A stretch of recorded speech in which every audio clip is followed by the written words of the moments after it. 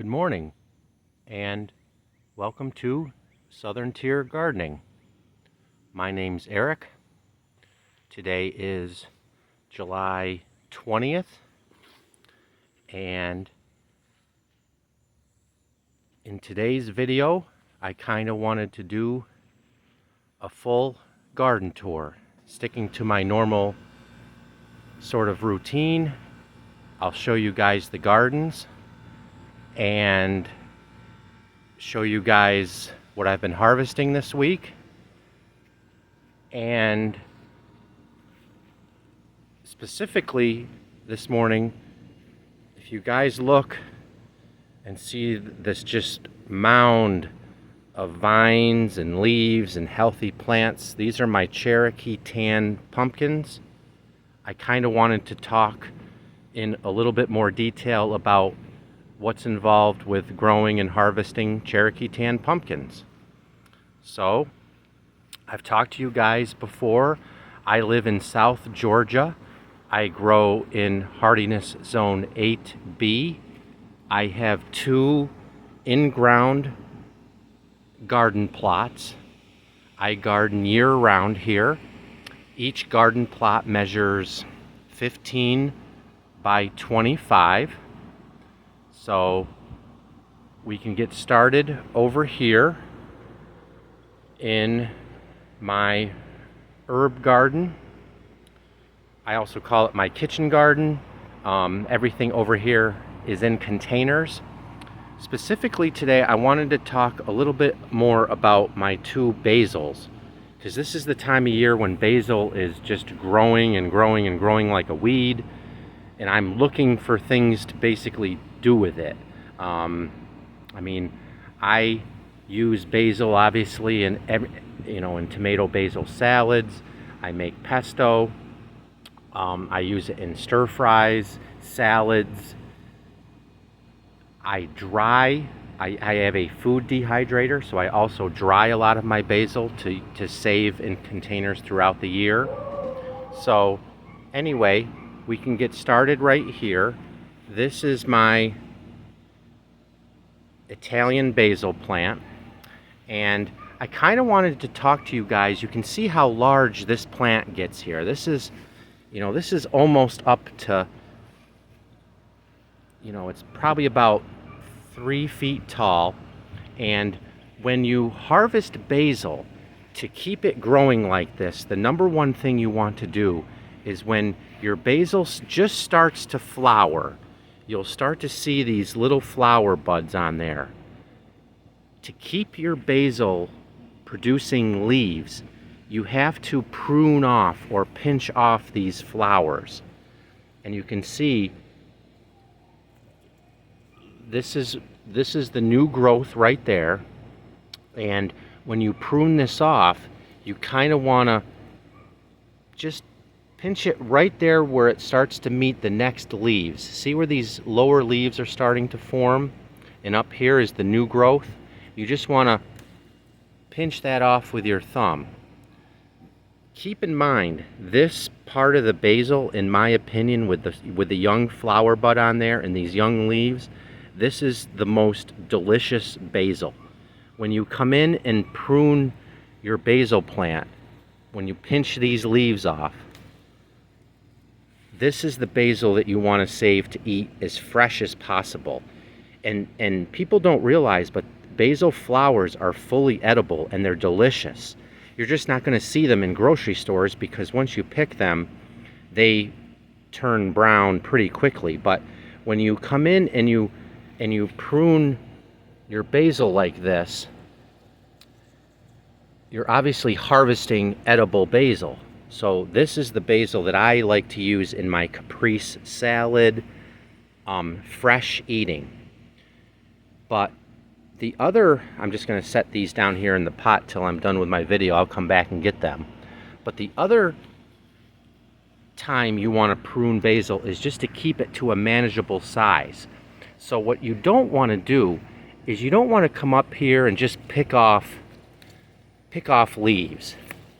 That doesn't do anything for your plant. Yeah, you're getting great harvestable basil, but ideally when you're coming in to really prune your plant back, you'll notice when basil grows, the older growth starts to get real woody. It almost becomes like a tree or a shrub. And then the new growth up here is nice and green. So when you prune your basil, you can see I made a cut right there. So when you want to bring down the size of your plant or harvest a lot of basil, say if you're going to make pesto or you need a good amount of basil, what you want to do is, instead of just taking some of these leaves off the tops, you want to come right down here where this new growth meets some old growth, and that's where you want to make your cut and cut off these entire branches. You might think you're harming the plant by doing that, but as long as you're cutting into this new growth, that will just spark the basil plant to continue to grow more new growth.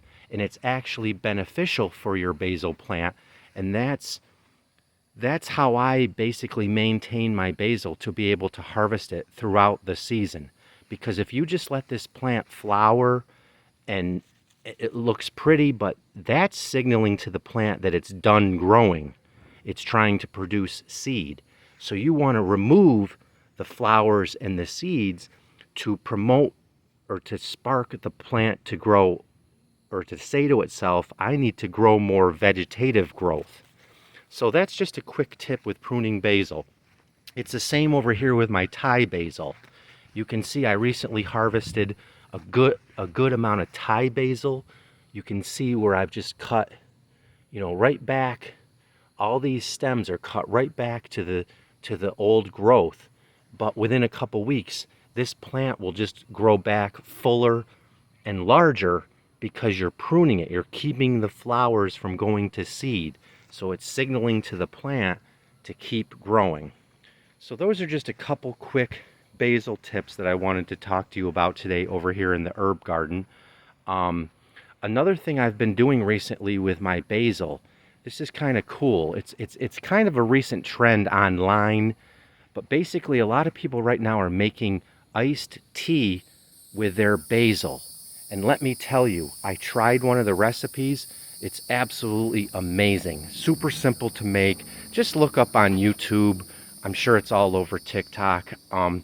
Iced basil tea.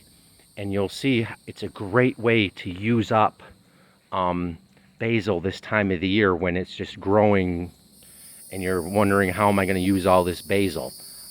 This is why my Thai basil plant is so cut back, because I came in here and I just harvested all kinds of the top growth off of this plant, and I made a batch of Thai basil iced tea, and wow, let me just say, it's a game changer. So if you haven't tried basil iced tea, like I say, look it up online. Super simple. Okay, next we're gonna head right over here to the garden where this was my spring garden. This is where my tomatoes were, my cucumbers were, but as you can see, I've cleared out most of this garden space. All that I have left growing over here, and I'm a little surprised that I still have some plants producing in this garden, because about a month ago we had some really, really hot weather, and it really shut down my gardens. We had drought, but then a couple weeks later we started to get some rain, and as I was clearing out all these plants, you can see over here, this is where I used to have my determinate tomatoes. You can see my cucumber trellis is empty. I've cleared all of this out of here, but when we were starting to get that rain, I noticed some of my plants were doing fine. Specifically, if you look at these plants right here, I have 3 eggplants growing, and they have just taken off. I don't know if you guys can tell, but I'm harvesting eggplant regularly. These plants are thriving in the heat. If we move down here, you're really going to get a look now at how tall these poblano pepper plants get. I mean, let's go up to this one here. This is the top of the plant right now, and I'm looking at it eye to eye. So these poblano pepper plants right now are almost 6 feet tall. And if you zoom in, still producing poblano peppers. Awesome. I'm so excited these guys made it through the drought, because now if I can keep these things healthy, I'm not looking at frost for at least another, 5 months, who knows down here. But anyway, as long as I can keep these pepper plants healthy now, and these eggplants, I also have my banana peppers still going and my jalapeno still going. My plan now is just to keep these healthy and see how long I can get some harvests off of these, especially once I transition into the early fall. I think I can still get some, good pepper production off of these plants. I have saved just one last tomato plant. This is my indeterminate. This variety is called Beefmaster. And I was just about ready to pull him out of the ground, but man, he started to produce some new growth up here up top, and it's producing some pretty good sized tomatoes. So I just couldn't, as much as I want to get this garden space ready for the fall, I just couldn't remove that plant when it's still producing peppers. So I guess this is a good time. If you look over here, this is why I grow marigolds. They love the heat. They attract the bees. They're pretty to look at. Marigolds are going strong. But now we can come to my harvest table. This is what I've been harvesting this past week.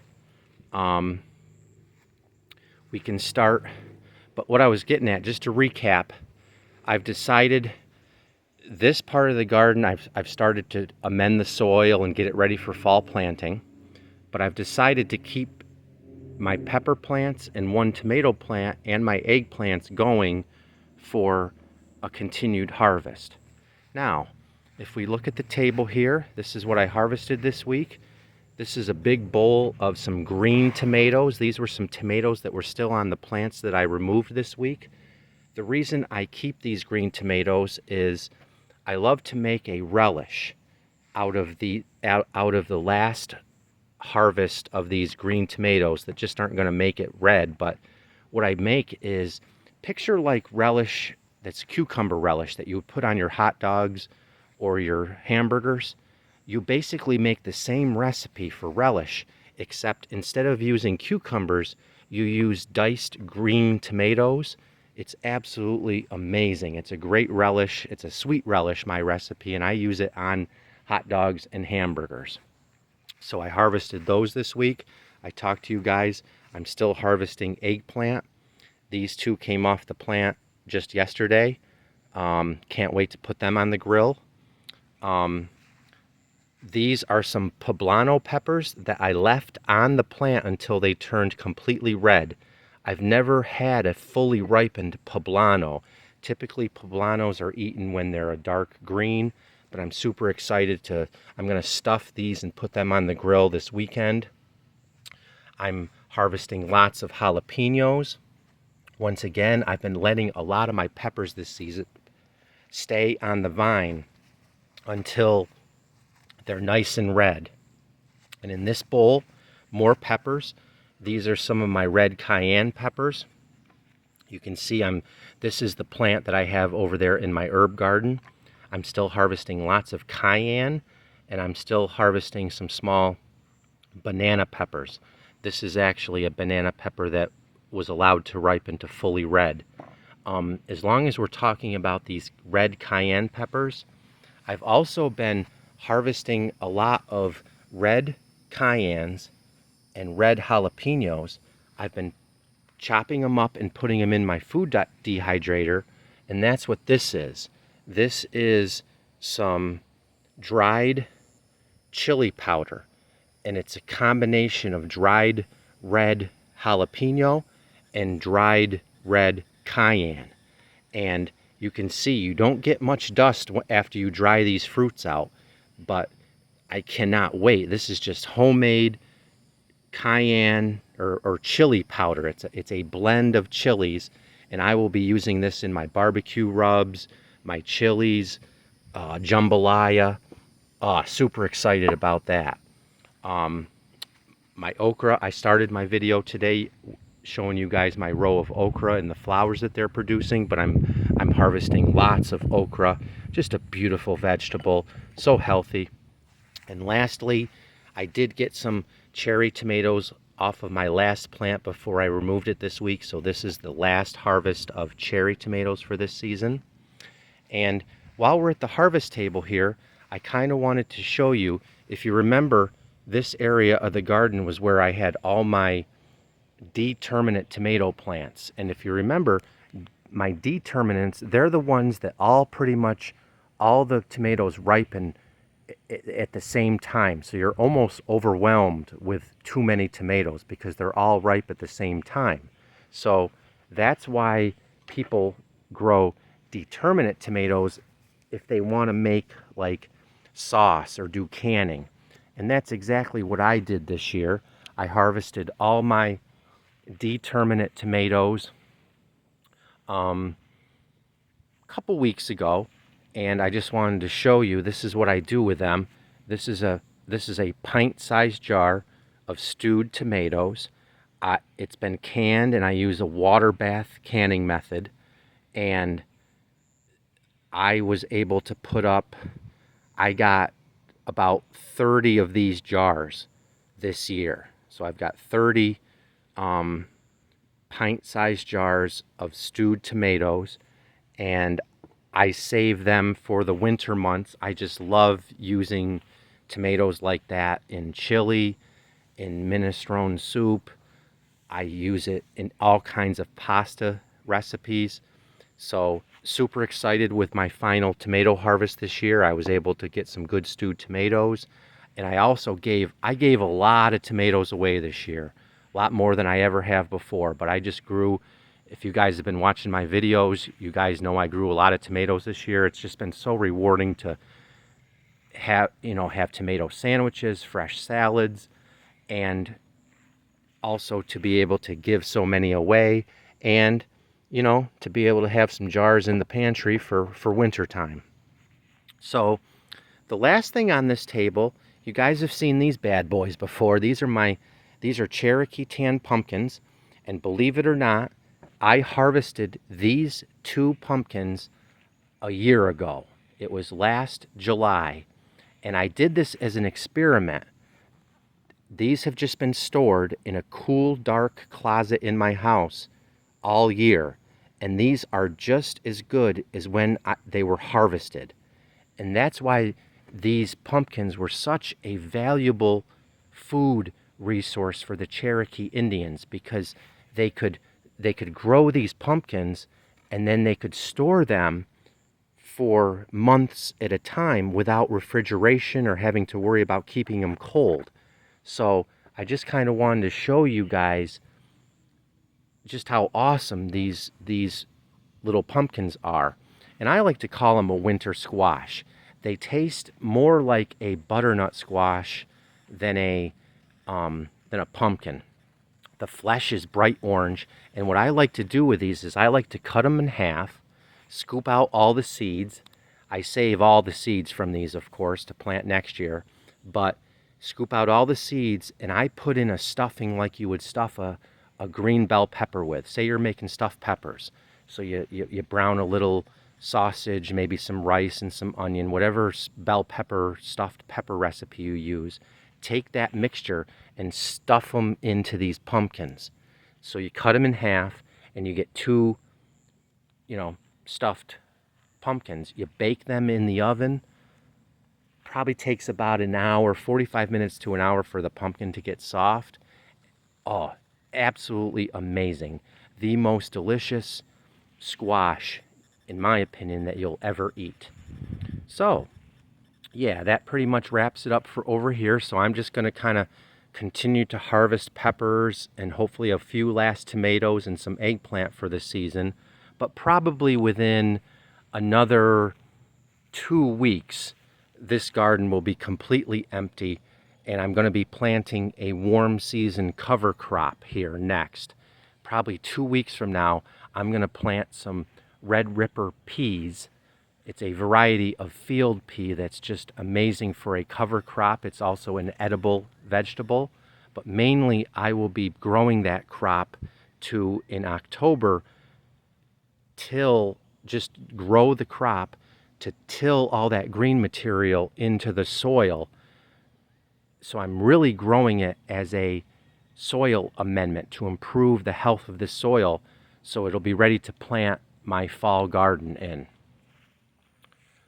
So now we can head over to this garden, and I gotta be honest, I'm super excited about how this garden looks.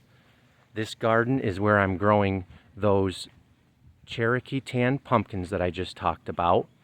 I'm growing sweet potatoes, and I'm growing okra.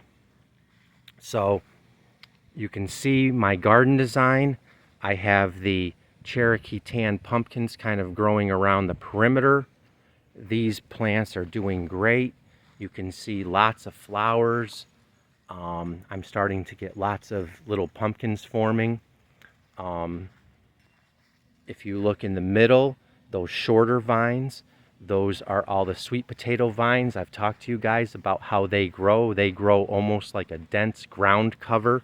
You can see how they've completely covered the interior of this garden space. That's awesome that it does it that way, because it helps to keep the weeds down. Weeds can't even compete with these vines, so now it's just, sweet potatoes growing. And if we come over here, I have a 20-foot row of okra planted. And okra is just a beautiful plant. If we go down these plants, you're going to see the flowers. In my opinion, it's the most beautiful flower of any of the vegetables that I grow. I'm going to get this wrong. I didn't think about it before the video, but okra, let me think about this. They are in the mallow family. So you can recognize that flower. They're related to cotton. Just an amazing plant. They love the heat here, and you can see just a beautiful flower. There's lots of people around here that actually grow okra as an ornamental. They will have a couple rows of this along their fence line just to look at the flowers, almost like you'd grow sunflowers. But obviously I love the flower, but I'm growing this vegetable for the delicious okra. I talked to you guys about how I like okra fried. It's just amazing. A little fried okra with your barbecue pork sandwich, you can't beat it. So that's the row of okra. These plants are getting pretty tall. This one at the end here is easily up to my chest, about 4 foot tall now. These plants will easily get 6-7 feet tall and just continue to produce lots of okra pods. So you can see down here, I prune the lower leaves of these okra plants. I do that for a couple reasons. I do that just because it's easier to get in here and harvest the okra. But also, you can see the Cherokee tan pumpkin vines are just growing now underneath the okra. So I'm experimenting with a little bit of intercropping with this plot. But I did this design last year. Last year, this exact garden was growing over there, except last year I didn't grow okra. It was just sweet potatoes and pumpkins. So I'm super excited this year that this has worked out, that I was able to squeeze a row of okra in this garden. And I think it's just going to work out great. It doesn't seem to compete with the sweet potatoes. You can see my okra. Just look at how beautiful this looks. I just love to come out here. As much as I garden for food, I also just love watching plants grow. The visual appeal of how beautiful they look. I have a little bit of a science nerd in me, and I just love just seeing how they grow, how they flower, how they produce fruit. But just look at this garden space. It's just absolutely amazing. I come out here in the mornings and just sit and look at the okra flowers and and I haven't even talked about the pumpkin flowers. These are related to, you're gonna recognize these. These are related to squash. So you've probably seen zucchini or yellow squash flowers before. But I mean, just a just beautiful, beautiful plants. Look at the big leaves on these things. The sweet potatoes are very ornamental. You guys probably recognize these sweet potato vines. Lots of people grow sweet potato vines as an ornamental, like a house plant. They're just real pretty to look at. They're fully edible. The varieties of sweet potato vines that you would grow like in your house or as a planting, they're varieties that actually don't produce sweet potatoes, but they're related. If you're going to grow sweet potatoes in your garden, you got to make sure you're planting varieties that are actually going to form a tuber. But just to look at it, it's just, in my opinion, it's just beautiful. So I just love to come out here and sit and look at my gardens. I got my marigolds over there. My tomatoes were growing. It's just so rewarding. And the amount of food that I'm producing in this, once again, this garden space is 15 by 25. And the amount of food, I will harvest probably 40 to 50 pumpkins, probably about 300 to 400 pounds of sweet potatoes, and I've been harvesting enough okra to eat throughout the week. And these okra plants will continue to produce pods probably into about late October. So for a 15 by 25 foot garden space in the middle of summer, this is about as good as you can do. I've talked about your tomatoes, your cucumbers, your yellow squash, green beans. They just struggle down here in the summer heat.